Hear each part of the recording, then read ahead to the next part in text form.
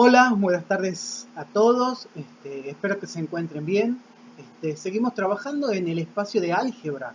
En este momento, ahora vamos a ver un tema nuevo que es ley de composición interna. Ley de composición interna, ¿sí? Ustedes saben lo mucho que me gusta la etimología de las palabras para poder comprender de qué estoy hablando. Y es algo que se los dejo a ustedes. Siempre investiguen acerca de qué significan las palabras que están usando y eso le va a ayudar a todos a tener una mejor comprensión acerca de los temas que desarrollan. Vamos despacio. Ley de composición interna. Ahora bien, ¿qué es una ley? Una ley, cuando yo digo una ley, ¿qué es una ley? Una ley es una pauta, es una norma establecida por una autoridad la cual se debe cumplir. O podemos decir es una pauta, una norma que siempre se cumple. ¿Sí? ¿Por qué digo que es de composición? Porque vamos a estudiar pautas o normas que se cumplen con respecto a la composición siempre de dos o más elementos de un conjunto, ¿sí? Composición de elementos.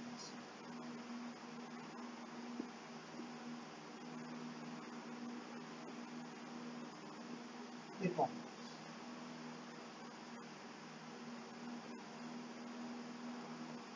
¿Sí? Ahora, ¿por qué es interna? ¿Por qué hablo de una ley? ¿Sí? ¿Por qué hablo de algo que se debe cumplir? ¿Sí? Al componer elementos de un conjunto y además digo que es interna. Digo que es interna ¿por qué? Porque esta ley va a tener validez de acuerdo al conjunto en el que me encuentre. Por ejemplo, puede ser al conjunto de los naturales, puede ser una ley interna al conjunto de los enteros, al conjunto de los racionales y así.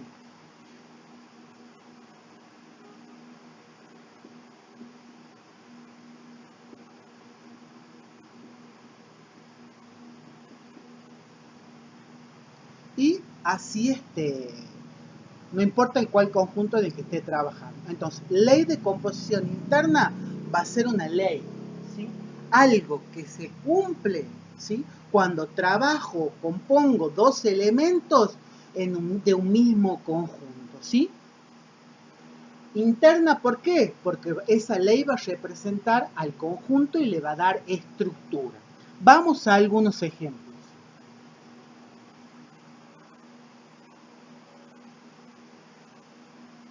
Yo digo, por ejemplo, ¿será que siempre que sume dos números naturales obtengo como resultado otro número natural? ¿Qué les parece? Vamos a algunos ejemplos. Estoy trabajando en el conjunto de los naturales, bueno, incluyamos al 0. ¿Sí? Supongamos. Eh,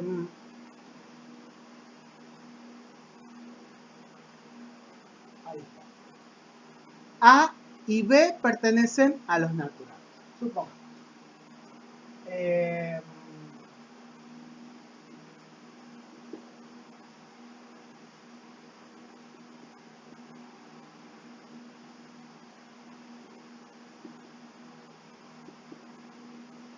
Y así puedo seguir obteniendo varios ejemplos. 3 más 5, 0 más 2.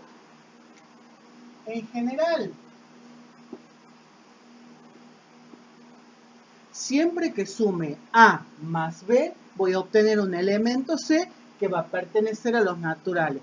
Es por eso que yo puedo decir que la adición o la suma en el conjunto de los números naturales es una ley de composición interna. ¿Por qué? Primero, porque siempre se cumple. Segundo, porque siempre se cumple cuando yo compongo dos elementos, en este caso 3 y 5, 0 o 2 y algún otro ejemplo más. Y digo que es interna, ¿por qué? Porque es interna al conjunto de los números naturales. ¿Me explico? Entonces puedo decir que la adición o la suma es ley de composición interna en el conjunto de los naturales. ¿Será la diferencia también ley? Veamos.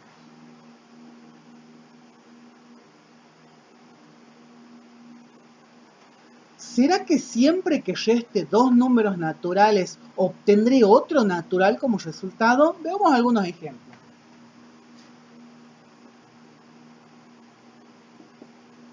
7 menos 5 son dos naturales. ¿Qué me da como resultado? 2. Bien. Pertenece al... ¿Por qué 2 pertenece a los naturales? Pero ¿qué pasaría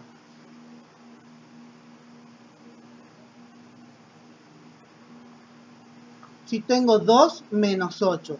Son dos números naturales, pero los estoy restando. En realidad, si utilizo la aritmética que todos conocemos, el resultado sería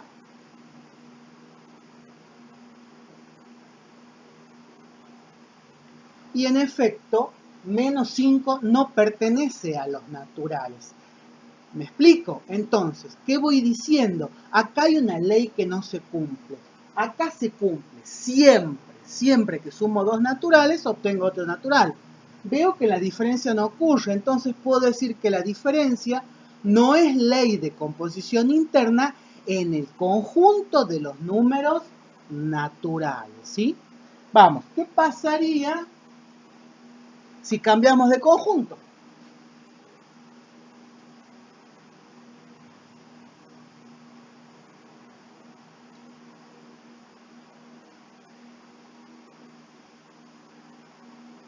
Vamos al conjunto de los enteros.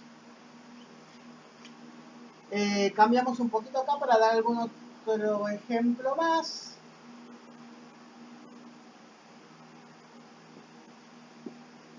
Menos 3 menos 5.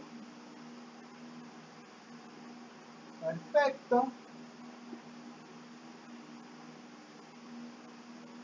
Entonces, siempre que sumo dos enteros, obtengo como resultado otro entero. Entonces, se cumple.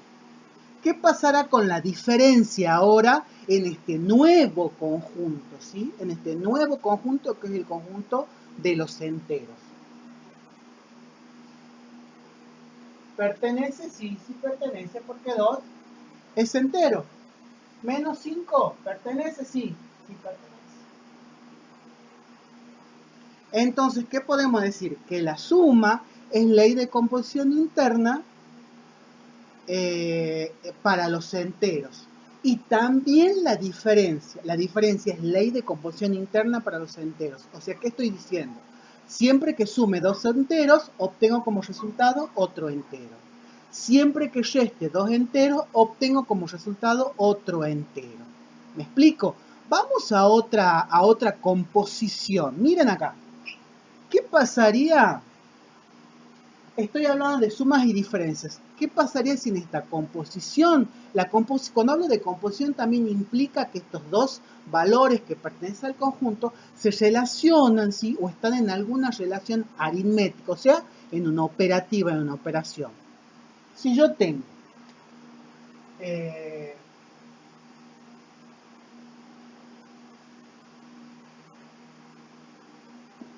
menos 15 dividido en 3, ¿cuál es el resultado? Que pertenece a los enteros.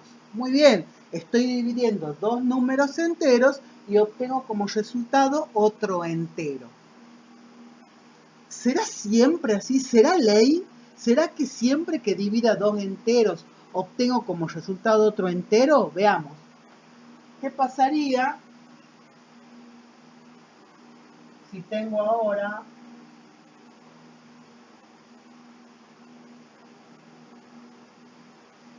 menos 3 dividido en menos 15? Son dos enteros y están dividiendo. ¿Obtendré como resultado otro entero?